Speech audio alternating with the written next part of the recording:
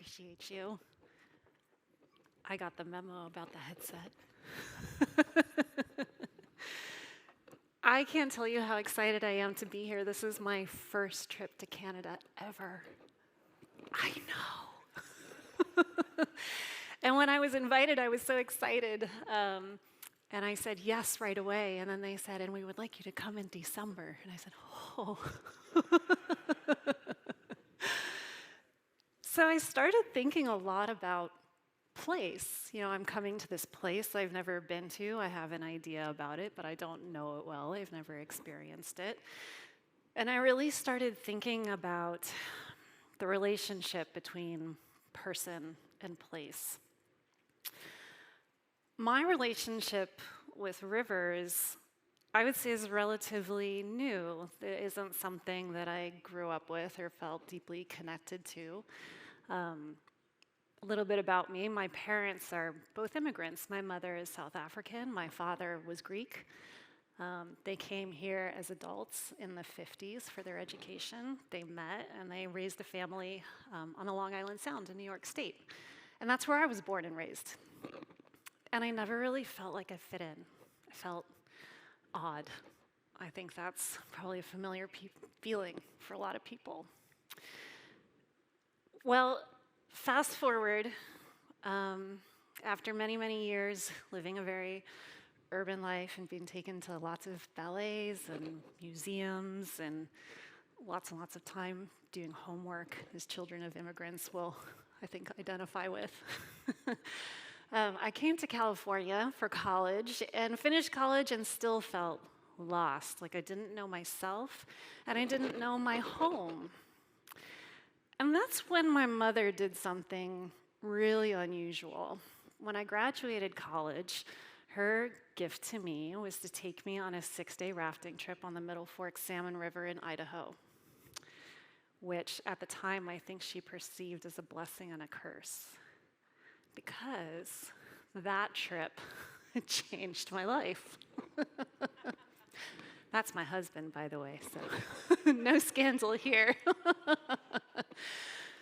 But it's incredible how being in the right place can unlock a sense of self and a sense of identity. When I think about that intersection, it makes me think of what might happen if a redwood seed were to fall in the desert. It would not thrive. We would not see the full potential of this miraculous thing. Does it mean that it's weak? No. Does it mean that the desert's bad? No. It just means that the alignment wasn't correct for those two living things. That's how I feel. Like when I landed in the river for the first time, I was planted in the place where I was supposed to be. And by the end of this trip, I just felt like my soul had been plugged in. And so I told my mother, I know what I want to do with my life. And she was like, that's amazing. And I said, I want to be a whitewater raft guide and live in my car. And she was like, oh my God. It's turned out all right. But it makes me think about rivers in a deeply personal way. And what I have loved doing is taking people on river trips, and I still do it. I volunteer as a guide for many college students, and we will sit by the river and just observe it and experience, and then talk about, like, what is this place? What is this river? And it was during a trip this summer, actually, that a student asked me a fascinating question. We were on the Tuolumne River, a tributary that comes out of Yosemite National Park. And they said, how old is this river? And I was like, I love that question. And maybe if I express enough wonder at the question, they'll forget that I haven't given them an answer.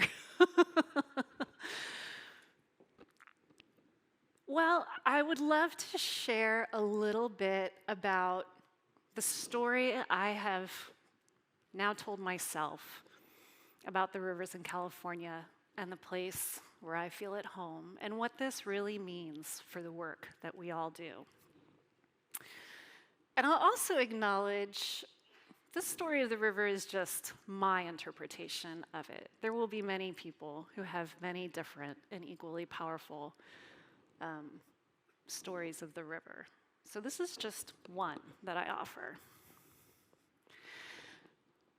If you see me walking around, it's because I developed a lot of this talk actually next to the river. I had a throw bag, a rope, and we turned it into the throw bag of time, and I would workshop this with the students next to the river. And so this rope I would lay out, and it would be about 10 meters long. And yes, I said meters because I might be American, but I'm not a monster.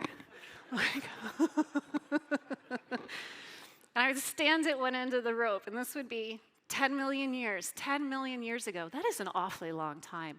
I don't have a good concept of that amount of time. And so it helps me to look at the big picture in order to understand the nuance of a specific place. And so the big picture of 10 million years ago, well, the continents on the globe were in generally the same place they are now. So we're not talking about so far back in geologic time that the picture of the Earth looked all that different. But there were some really key differences.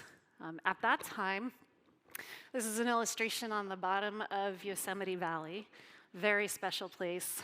That's where I trained as a whitewater raft guide. It's where I met my husband. It's where I developed friendships with people who've become my family. It's an awfully special place to me.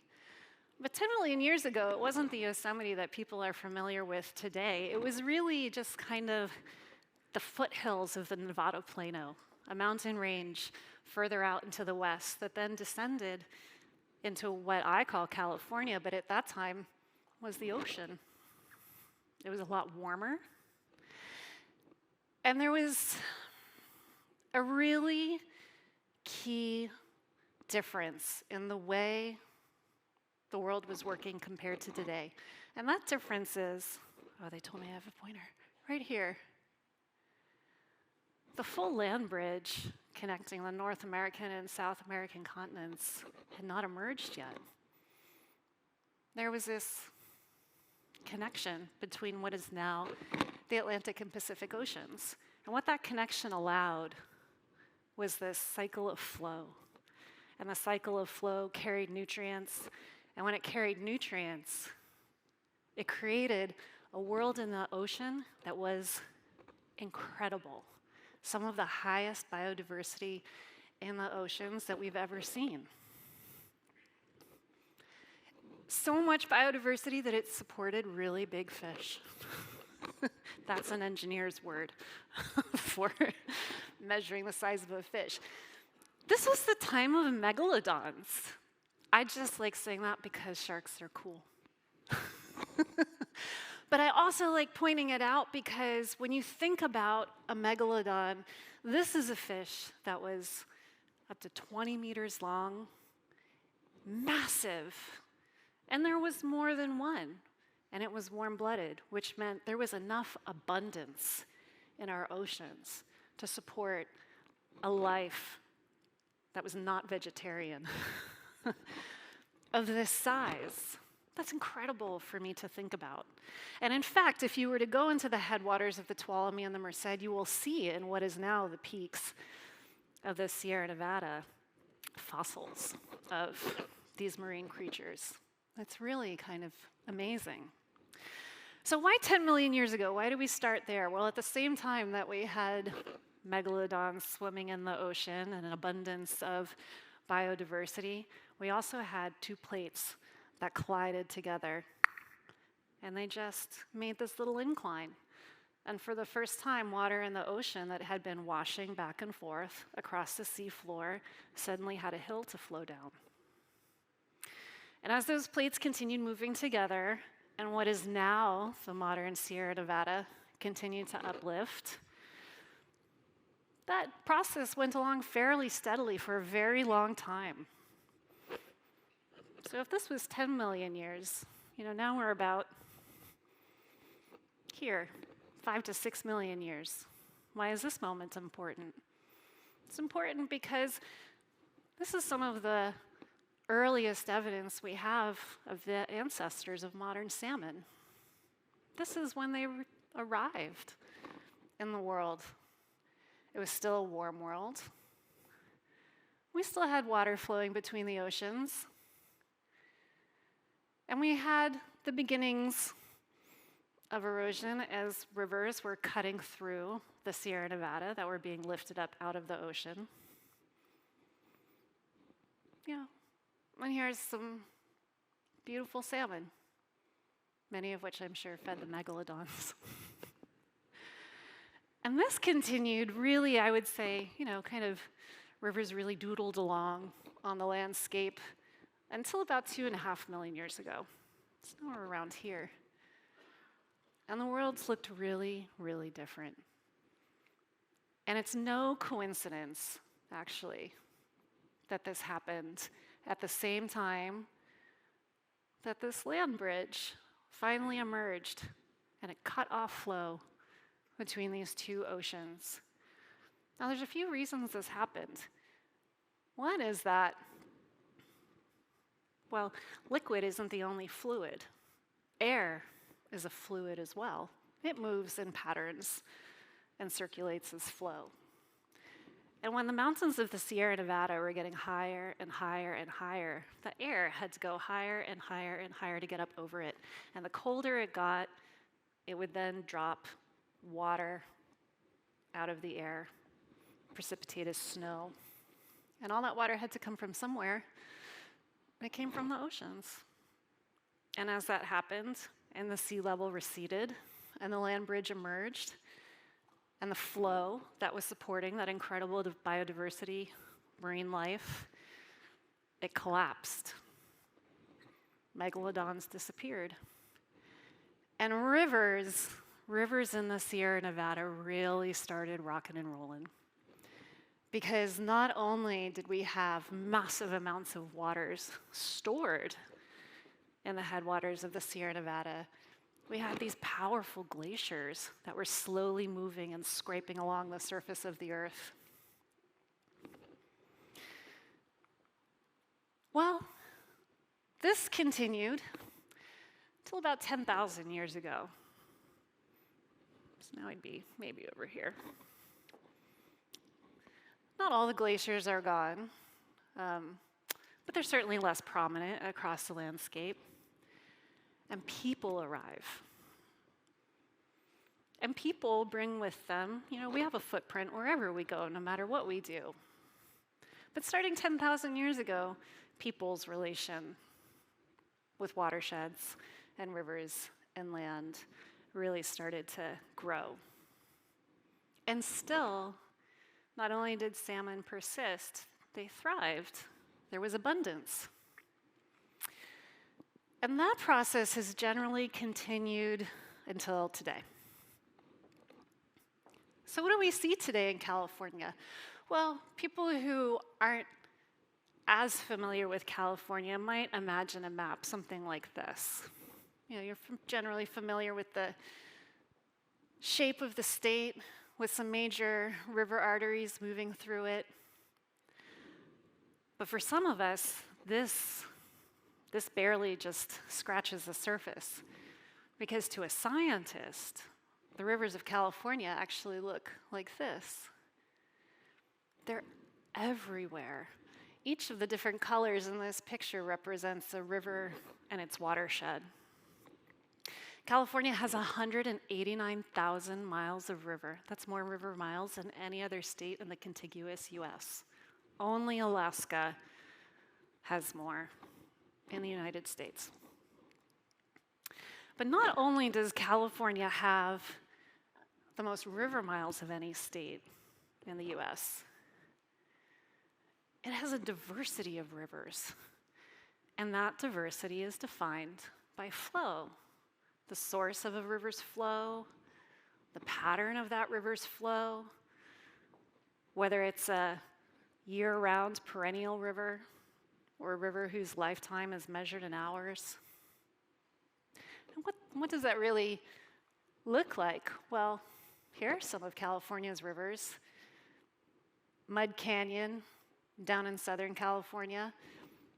That's a river whose lifetime is measured in hours and only really emerges when monsoons move over the landscape. The river in the middle is the South Yuba River that comes off of the Sierra Nevada. And by its nature, it's perennial. And sometimes it can really carry a tremendous amount of water. This was after the spring after our big water year in 2023, where we had an unprecedentedly large snowpack. This is about 80 times the amount of water that typically flows in this river. And then we have our good old workhorses, spring-fed streams, the steady, reliable, nutrient-rich rivers.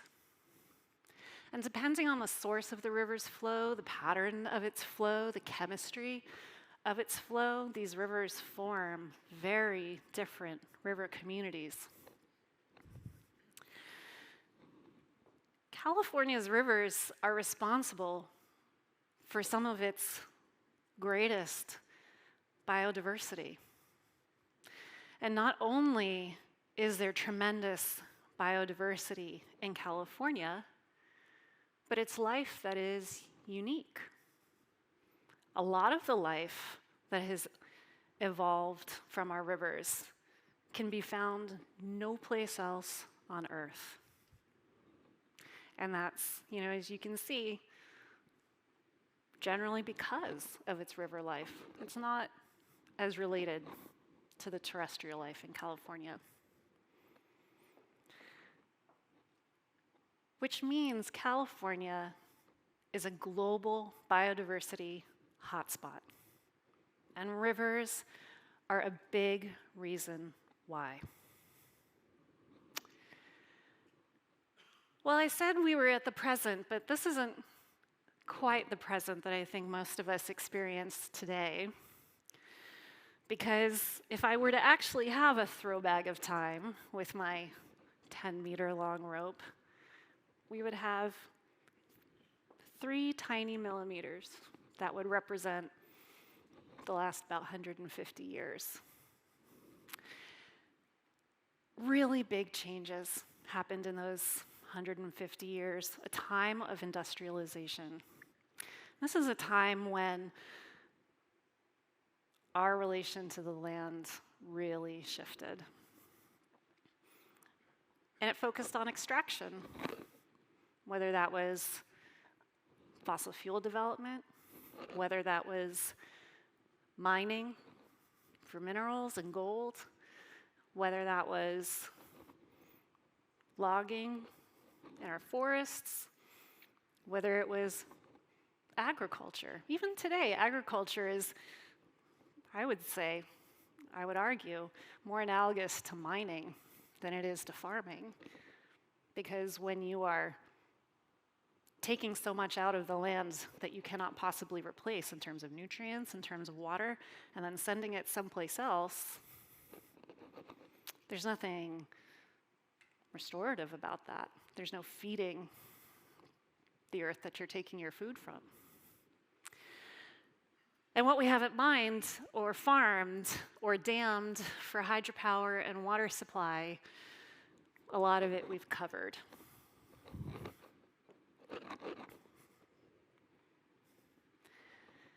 And what has this done? Well, it's fundamentally shifted many different patterns of flow. The flow of energy on a really large scale, the flow of water on a really large scale. Studies show that now, especially in arid areas around the world, and particularly the US, more water moves by human management than by the natural hydrologic cycle. That's kind of incredible. And what's the outcome of all of that altered pattern of flow been? Well, it's been climate change. A world that was cooling is now warming very rapidly. Our droughts are drier, our floods are wetter, our forests are packed with fuels that lead to catastrophic wildfires. So that things that used to simply be a natural phenomenon have now been amplified to natural disasters. What has this meant for the incredible biodiversity of life? Nothing good, really. California has the most imperiled biodiversity of any state in the contiguous US. This is always a difficult slide for me because it doesn't feel so much like an unintended consequence as it kind of feels like a sin.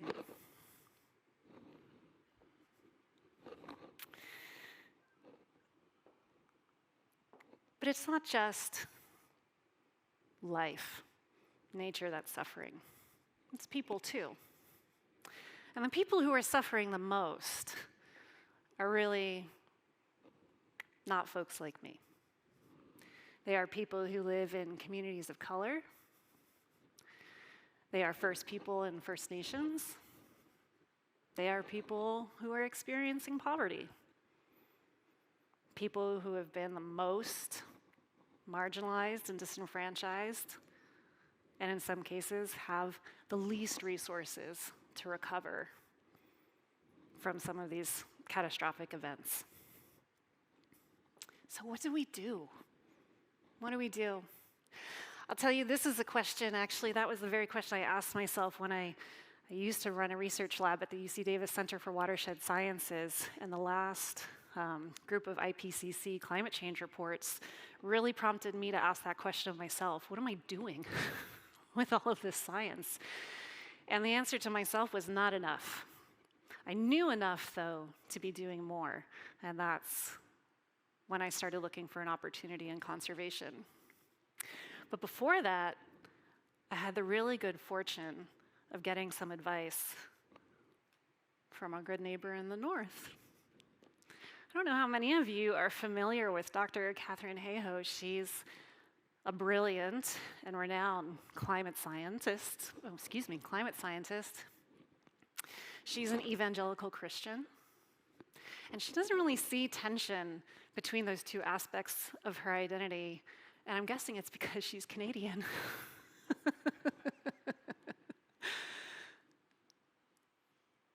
She has been one of the most inspiring speakers I have heard in my life, because the thing she grounds her work in is humanity and our relationship with each other. And about climate change, she says, the single most important thing that anyone, not just me, but literally anyone can do to bring people together is, ironically, the thing we fear the most. Talk about it. So let's talk about it. At least in the United States, 50% of adults are alarmed about climate change. 7 out of 10 say they wish they could do something to fix it, but half don't even know where to begin. And only 35% say they ever talk about climate change, even occasionally. So here's this thing that most people are alarmed about, not just concerned, but we don't talk about it.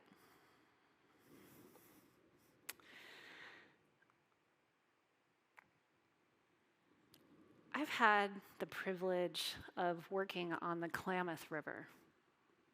Raise your hand if you're familiar with the Klamath River. You don't have to have been there, but even if you've just heard it. It deserves a round of applause. Absolutely. For those of you who haven't heard about the Klamath River, it is a major tributary in California. It hosted the second largest salmon run in the state, only behind the massive watershed of the Sacramento, San Joaquin, and Central Valley. And until recently, it had 4 large hydropower dams on it that had blocked the movement of salmon throughout the watershed, starting in about 1918, and then 1965 was when the last dam was built. People have been talking about this river for a long time, even before these dams were built. One of the most striking stories I heard was about a woman who had been a member of the Shasta Indian Nation, Kitty Ward, She had owned a ranch in the watershed before the dams were built, and it was a plot of land that was necessary in order for these dams to be constructed, and she said, absolutely not. And so J.C. Boyle, who was one of the designers and people who was mainly responsible for the construction of these dams, writes in his autobiography, so one day, Kitty was taken for a ride by her ranch manager to Hornbrook, a town down the river, and she never came back. Her ranch was considered abandoned. So it was taken and the dams were built. 1918 really isn't that long ago. My uncle was born in 1917. My dad was born in 27. So for some people, this is not history. This is until very recently living memory. On September 30th, 2024, the last scoop of the last coffer dam and the largest dam removal in the world was completed. And the rivers ran free from Kino all the way down to the ocean for the first time in over 100 years.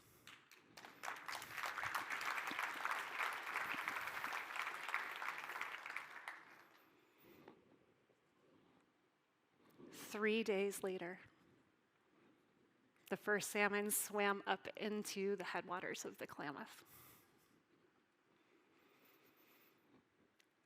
This is the difference between, to me, knowledge and faith. We had faith the salmon would come back. We knew we had done the thing that would encourage the greatest resuscitation of this river, because what we were doing was not restoring. I often think about, we're not trying to restore. When we think about, Yosemite Valley, nobody looks at Half Dome. I was like, I liked it when it was a whole dome. That's not what we're doing.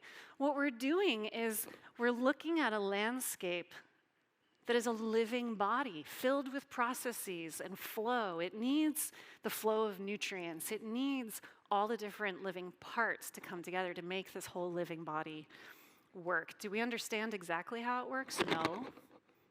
That's okay. I don't understand exactly how my body works, but I know if I put a tourniquet on my limb and I leave it there for 100 years, bad things will happen. But what's next?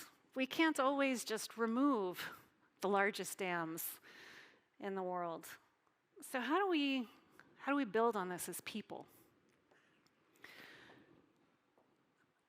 The Hart family, Susan, Blair, and Alex, is a family I've had the good fortune to know for over a decade now. They are a multi-generational ranching family. Blair's ancestors had come to the Shasta Valley, a tributary to the Klamath, in the mid-1800s, had taken land to establish their ranch. Blair is now a fifth generation of that family to run his cattle ranch, and Alex, his daughter, is going to be their sixth generation. And I've worked with them a long time because I don't believe that conservation means the absence of people. I believe it means the integration of people into the world. And that's exactly what Susan and Blair and Alex wanted to do. So when I met them, I said, tell me a little bit about your ranch. What are you trying to do with it? And they said, well, we recognize that we're stewards of the landscape, and here are the seasons. And as they talked about the seasons, they weren't just talking about the rainy season and the dry season, but they said, and this is a season when the wolves come back. And this is a season when the sandhill cranes come back. And this is a season when the salmon should be coming back, but they're not. That was fascinating to me, that they saw the seasonal ebbs and flow of their ranch in terms of all the life that lives around it. And I said, well, what are your goals for this? And they said, well, we want it to be healthy, we want it to be protected, and we want it to be stewarded.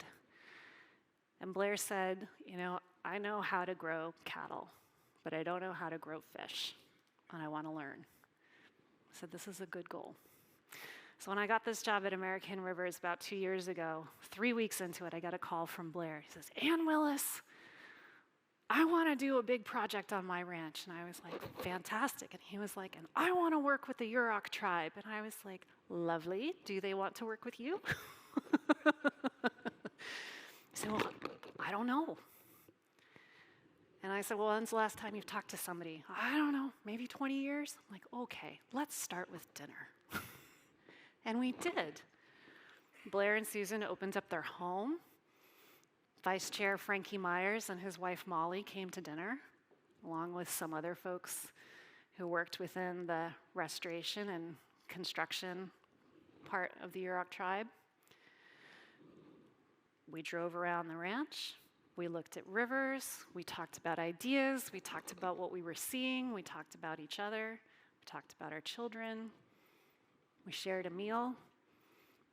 And at the end of it, we just asked, how do you feel? And Vice Chair Myers and Blair looked at each other and they're like, we feel like we want to get something done here. I think this is the job fundamentally of conservation right now. It's not necessarily the project, it's the people. I think if I could name my dream for the next era, or at least my impact on the land, it's to transition from a framework that's industrial to one that's relational. I think my job should be building bridges between people who care very deeply about the place that they're in, who identify fundamentally with the land itself, to be that shuttle diplomat, to help people build those relationships. And then when that relationship is strong enough, let it go forward. Not make myself integral to that. That's not a sustainable or scalable approach to conservation.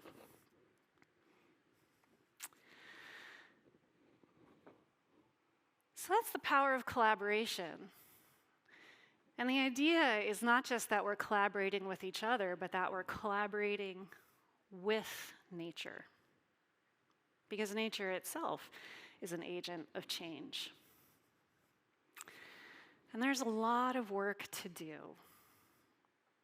But a friend of mine sent me an illustration and it had this beautiful quote inscribed in it. It said, what counts isn't the enormity of the task, but the size of the courage. I love that because the size of the task is not necessarily something I can control.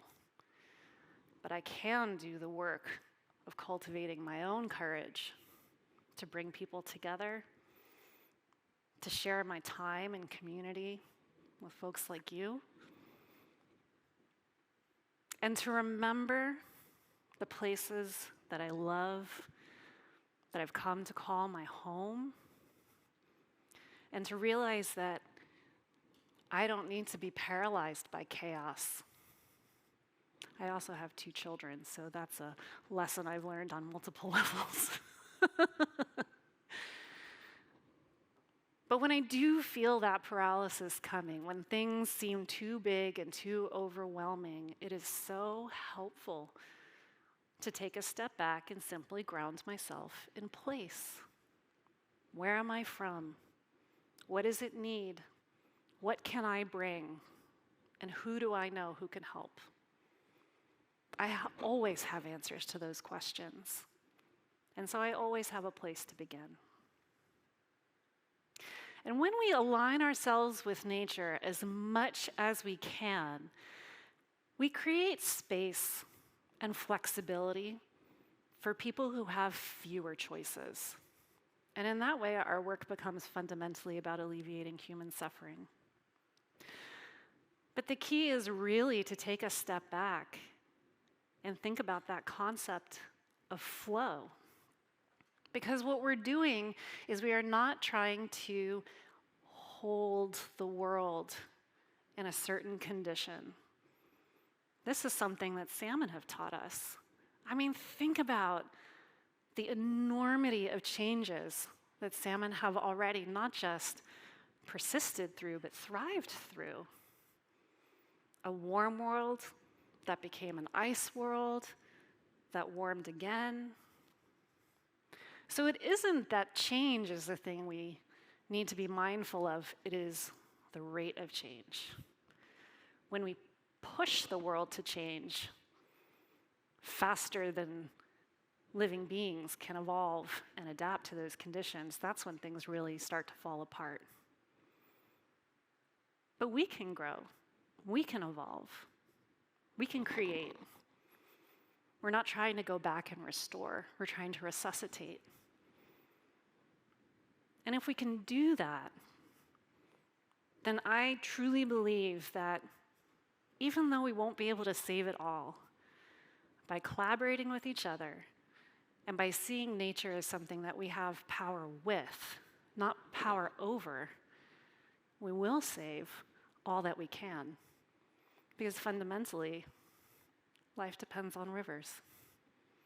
Thank you so much for the privilege of your time.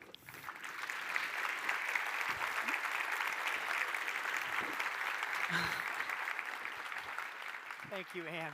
Thank you so much. It was wonderful. Thank you. Thank you very much, Anne, for that inspiring presentation. I took a lot from that personally about the power of relationships.